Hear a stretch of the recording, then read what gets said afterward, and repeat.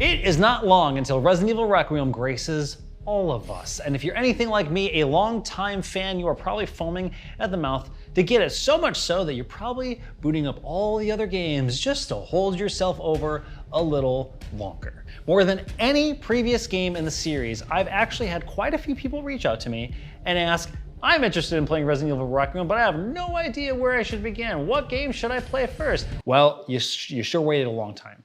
The series has been out for 30 years.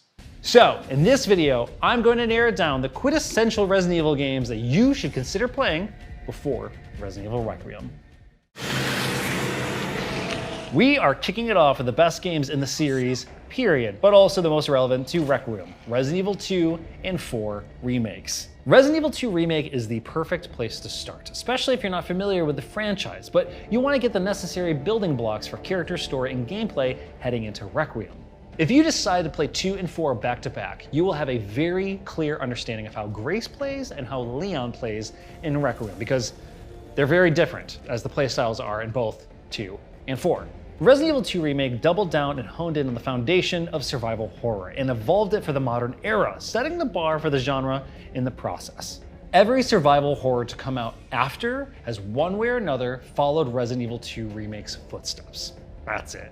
It's claustrophobic, nail-biting, and white-knuckle inducing, but it always provides just enough tools for the player to feel like they could overcome any situation, but not that they can.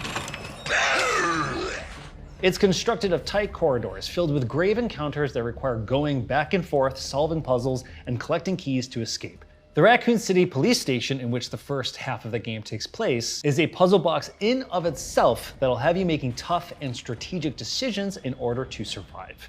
That is the pure and authentic Resident Evil experience, and that is exactly how Grace plays in Resident Evil Requiem, at least from the 3 hours I played from the preview, but generally speaking, it was pretty much like toe-to-toe with that. In the 3 hours of hands-on time I had with Requiem, Grace's section felt like the core pillars of Resident Evil that have been in the series since its first release in 1996. But the enemies she encounters and the approach I had to planning my way through the halls of the Rhodes Hill Chronic Care Center was shoulder to shoulder with Resident Evil 2 Remake vibes. The other obvious reason to play Resident Evil 2 Remake first is Leon S. Kennedy, as he is the co-star alongside Grace in Requiem. And, from the looks of it, Requiem seems to be something of a trilogy storyline for this iteration of Leon. While Leon has appeared in many Resident Evil games before, Requiem is the first new storyline with the remake era Leon. The remakes of 2 and 4 establish much stronger through lines between each game, far more than the originals even ever attempted, and those threads are woven into Requiem. And that is where Resident Evil 4 Remake comes in. And really quick, I just gotta say, this guy reviewed that game for GameSpot, gave it a 10 out of 10, which means by GameSpot's number ranking, it's essential. An essential gaming experience. Okay. Resident Evil 4 is the continuation of Leon's character from 2, and between those two games, Leon developed and muscled up quite a bit. Resident Evil 4 sees the once rookie cop turned government agent, where he underwent special agent training. As a result, Resident Evil 4's playstyle differentiates itself quite dramatically from 2, making it more like a ballet of tense action and operatic violence rather than Leon seemingly holding on to dear life at all times. But do not be fooled. While Resident Evil 4 is a more action-oriented game, it offers a much different spectrum of stress, anxiety, and horror, with every encounter ending with a massive sigh of relief.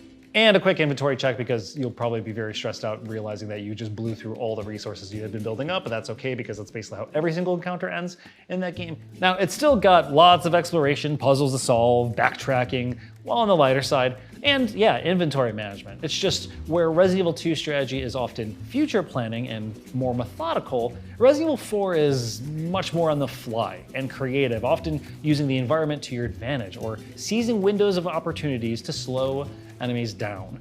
Resident Evil Requiem adapted RE4's movement and playstyle for Leon's sections, albeit with a few extra tweaks. When getting hands-on time, taking control of Leon instantly clicked as my RE4 reflexes quickly came back to me. The difference now, however, is that Leon's got some new tools, including a hatchet. He's also finally figured out how to disarm a chainsaw from a zombie and pick the damn thing up himself.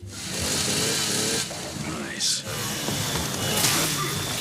Now really quick, I just want to talk about the remakes and the originals. To be absolutely clear, I love the original games. And thankfully, if you have a PC and a GOG account, they are legally available to play right now, and I highly recommend them regardless. But maybe you're somewhere in between and you kind of want a taste of where it came from, but then an idea of how it got where it is today, but still experience the pure, classic, heart-racing survival horror, then look no further than Resident Evil 1 Remake from 2002. Oh wait, hold on. Also, just really quick, anything I recommend from this point on is just a curated list of games you should play after you play Resident Evil 2 Remake and 4 Remake. All this other stuff is just good stuff, but maybe not as necessary for Requiem. Anyways. It is amazing how many times Capcom has remade their own games and, in the process, equally use them as the foundation to just grow and evolve the series. If you're a purist and just want to get the best version of survival horror, then play Resident Evil 1 Remake, because boy, it stands the test of time. To this day, it is visually incredible and captures a mood that I believe is unmatched in any other Resident Evil game to date. Yes, it is fixed camera, but I think this remake is a testament of the power of fixed camera angles and the intent of framing a shot and how it withholds information from the player. In the process, creating a sense of dread, not knowing what awaits around the corner. It's designed so damn well and still has one of the scariest, most stress-inducing twists on an enemy in the series to date. It's like one of those things where like talking about it makes me want to stop talking about it and go and play. Big fan. But a quick thing about Resident Evil 1. There's a thing about the original 1996 Resident Evil 1 where a lot of people say playing as Jill, you can play as both Chris Redfield and Jill. If you play as Jill, some fans say it's considered easy mode because Jill has 2 more inventory slots than Chris Redfield. But the PC version, and I did not know this until I played the GOG version, kind of took Jill Valentine as easy mode. Literally, not only do you have 6 inventory slots, but a ink ribbon, which is an item required to save your game, is not needed for her. She can just save as many times as she wants, which I kind of find like it kind of defeats the purpose of survival horror and like what that first game does. But hey, I'm not here to gatekeep, to each their own. Who knows, maybe that's the way in which you actually get to play it, and that's cool. Anyways, onwards.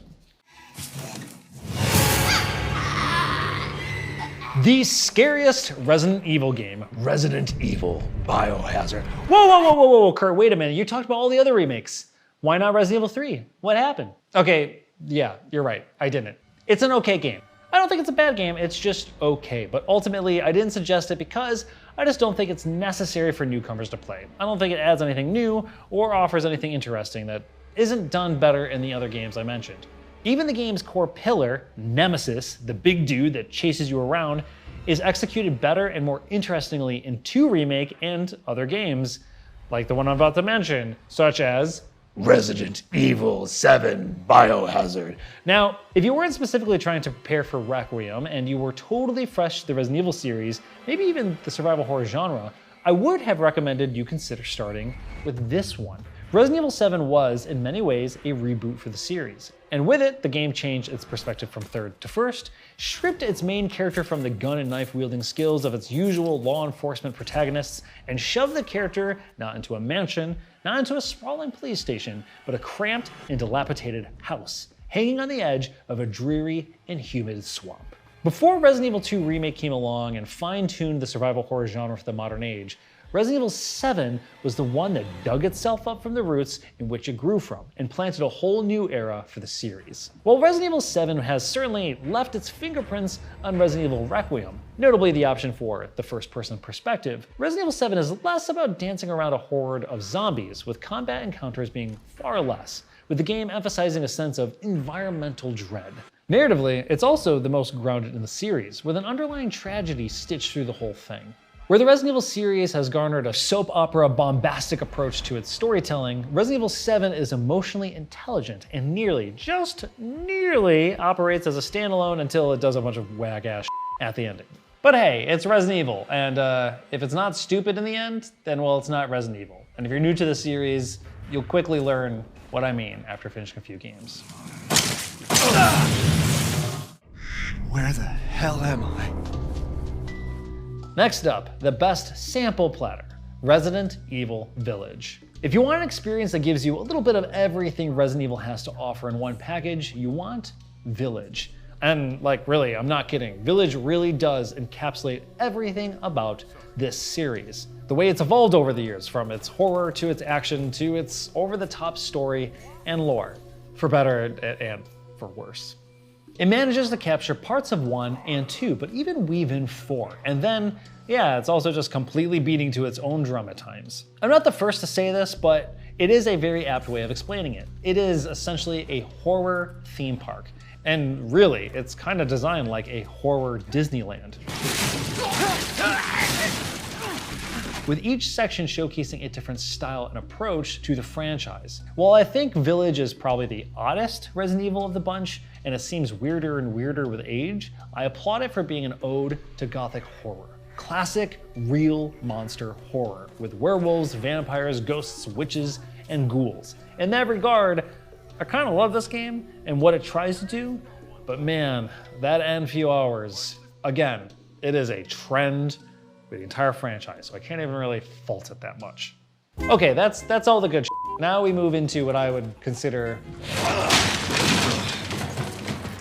the curiosity territory. Starting with, it's better with a friend, Resident Evil 5. Look, there is a lot about Resident Evil 5 that has aged very, very poorly, but it's also undeniable that it is really fun and an actually pretty well-made co-op experience. Just do not play it by yourself. And while on the topic of Resident Evils to just, maybe not play, there's Resident Evil 6. It is the Fast and the Furious of Resident Evil games, and I'd really only recommend it if you're just bored and curious. And even then, I'd suggest you only play Leon's campaign and Ada's campaign, which is also kind of odd because Leon's campaign is co-op, but Ada's is not. So if you do decide to play Leon's with a friend, they might just have to sit out and watch you play Ada's from a distance, or they can just do it on their own. And then yeah, just don't touch any other ones because that game has too many campaigns. It is a bizarre experience. And also you can dive on the ground and like inch on your back with a gun and roll around and do all these cartwheel-like sort of things. I don't know why that would be useful fighting slow-moving zombies. I don't know. It was weird. And the UI was a mess. I don't know what the that was, Jesus. And now we devolve into the more curious territory. Now, if you have a MetaQuest, I highly recommend you play the Resident Evil 4 VR game on it. I reviewed that, I gave it a 9. I think it's absolutely amazing. I think it's one of the best VR experiences I've ever had. It's so damn fun, and certainly a very good way to experience that game if you're maybe a little turned off to how that one in particular has aged, because more so than the other games, it feels weirdly clunky, especially because Resident Evil 4 Remake is like so good. It's weird. I felt like I've had to see a therapist about my feelings between these two games. But on the topic of VR, if you're a VR gamer, you have lots of options to play Resident Evil games in VR. The problem is that being able to experience all of them in a reasonable way is kind of a nightmare. So Resident Evil 7 is only available on the PSVR 1 for the PS4. If you want to play Resident Evil Village VR, you have to play it on a PS5 with a PSVR 2. Same with Resident Evil 4 Remake VR, you have to play it on the PSVR 2. But if you want to play the Resident Evil 4 VR that was on MetaQuest, you can only play it on the MetaQuest. So basically all those experiences are locked one way or another, and it is dumb as hell. It is so stupid. All right, now to close this video out, as I mentioned, there are like over 30 Resident Evil games for the 30 years that the series have existed. And while I listed all the good ones, like the top tier ones, there's still some of them that are kind of okay, hiding in the mix. But just for the sake of brevity, I'm gonna go through them and just make it real simple for you. Resident Evil 0, do not be fooled by its very strong opening hours. Leave it at that. Code Veronica, do not be fooled by its very strong opening hours. And then there's a chance that you will likely hit a soft lock during a boss fight, and then you might have to restart, and if you get past that, there's another don't be fooled by a couple good hours of that game because woof! And then that ending is something else. Also that game, people want it remade. I don't know where I land on that. Revelations 1 and 2, I love these games. I think Revelations 1 and 2 are great. If I had to pick one for you to play, I would say Revelations 2. I think has some of the most interesting design of a Resident Evil game, and also has one of the best arcadey like mercenary modes. It's called Raid Mode, and I could play that for hours and hours and hours. Also, it has like some of the most memorable moments with some of my favorite characters, including Barry. He's from the first game. Resident Evil Outbreak. Just watch a lore video if you really care. You don't need to play it. Resident Evil Chronicles. This series of games is actually the best way to experience the story in probably the most coherent way possible. They're light gun shooters, however, they're not available unless you have a Wii or a PS3. And even then, I don't know if the PS3 has the ability to use, you might need to use PlayStation Move for it. Again, watch a video. And then there's Resident Evil Survivor, Survivor 2, and Dead Aim. I'm gonna be completely honest, I don't know why these games exist. I've played them, I know what they are. They're not even that bad. They're just bizarre because they play like Resident Evil 1, but whenever they're in first person, so it's more like a dungeon crawler, and then you stop and then a reticle comes up and they're strange. They're weird, you don't need to play them. Again, curiosity, but even then. And then there's the multiplayer ones. I don't even know if you can still play them. I think all the servers are down for those. You're good. Anyways, I hope this helps you.